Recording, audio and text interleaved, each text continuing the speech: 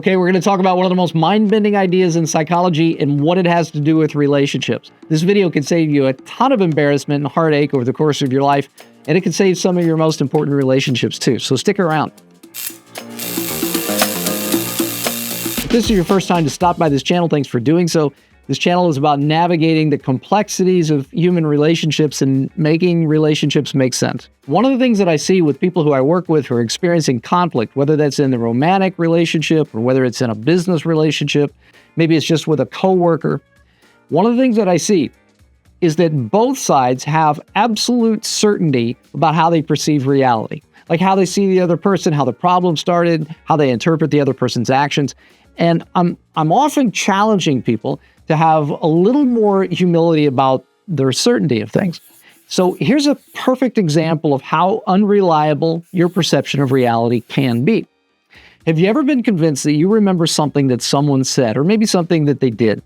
You remember the exact words or the exact actions, the way that they said it, the moment that it happened. You remember the way that it made you feel. You even remember what they were wearing when it happened.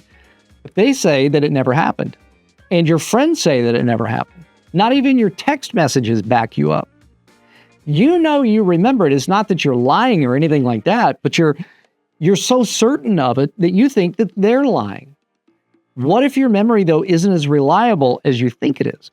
In fact, what if your brain can edit your past?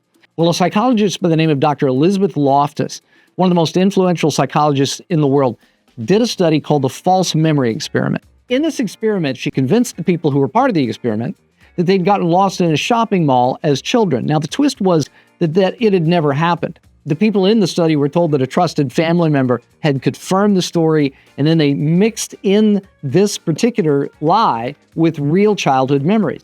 By the end of the study, about 25% of the people actually believed the false story, but it didn't stop there.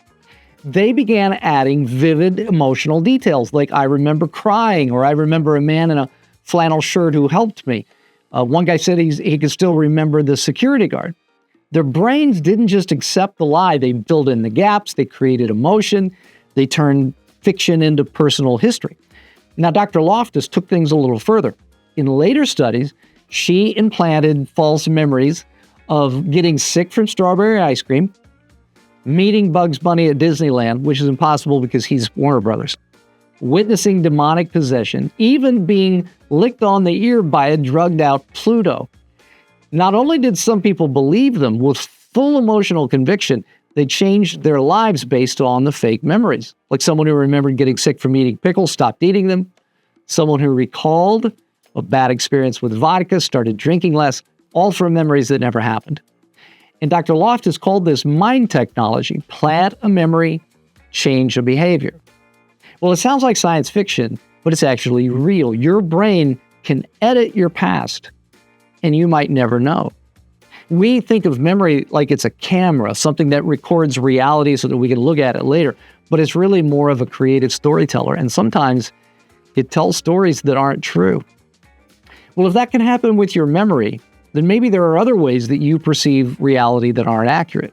Believe it or not, I've seen couples clash so hard over differences in their perceptions of reality, including the memory of a past event, that they completely lost trust for one another. I've seen families divide over something that one side said did happen and the other side said it never happened. I've seen business partners sue each other over things like this.